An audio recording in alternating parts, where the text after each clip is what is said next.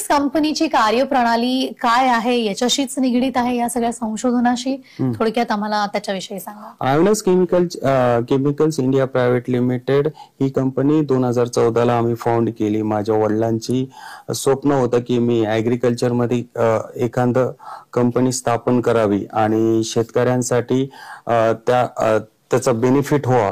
त्यासाठी मी 2014 ला Inox chemical India private limited म्हणून कंपनी स्थापन केली आणि त्यामध्ये आता 41 आमच्याकडे विविध पेस्टिसाइड आहेत. त्याच्यामध्ये इन्सेक्टिसाइड, फंगीसाइड, हर्बिसाइड आणि त्याच्यानंतर आमच्याकडे लगभग 35 आता वॉटर सोल्युबलचे ग्रेड सुद्धा अवेलेबल आहेत.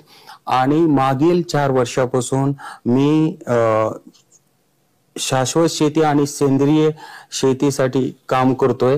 कारण की माझी एनजीओ रसाड Rajshri Shahu agriculture research rural development म्हणून माझी एक सोसायटी आहे. त्यामध्ये आम्ही काय करतोय, शेतकऱ्यांना प्रचार प्रसार करतोय की सेंद्रिय शेतीसाठी मार्गदर्शन आणि प्रशिक्षण देतोय. त्या माध्यमातून आम्ही मागील 4 वर्षापासून असे काही मॉलिक्युल्स जे प्युअरली ऑर्गॅनिक आहेत आणि शेतकऱ्यांना त्याचा बेनिफिट्स होऊ शकतो.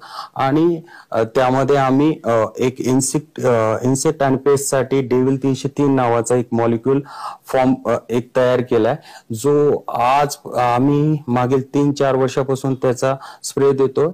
आणि निश्चितच त्या डेव्हिल 303 मुळे आज शेतकऱ्यांना एवढी हेल्प झाली आहे की शेतकऱ्यांचा जो स्प्रेचा खर्च होता तो फार कमी प्रमाणात झालाय. जे मी तुम्हाला पूर्ण याच्यात म्हणत होतो की सेंद्रिय जर प्रोडक्ट वापरले तर रसायनापेक्षा जास्त आउटपुट देणारे प्रोडक्ट असतात, स्वस्त बी असतात. तर त्यामध्ये डेव्हिल 303 आणि प्लांटच्या ग्रोथ आणि डेव्हलपमेंटसाठी आम्ही विठ्ठल 551 नावाचा एक प्रोडक्ट जो डिझाईन केला, त्यामध्ये त्याचाही बेनिफिट शेतकऱ्यांना प्रचंड प्रमाणे आज होतोय. आणि काही प्रोडक्ट आम्ही इम्पोर्ट करतोय ज्या देशामध्ये ऑर्गॅनिक शेतीचं जास्त आहे, त्या देशातून ते बी इम्पोर्ट करतोय आणि तो बी शेतकऱ्यापर्यंत पोहोचवण्याचा आमचा मानस आहे.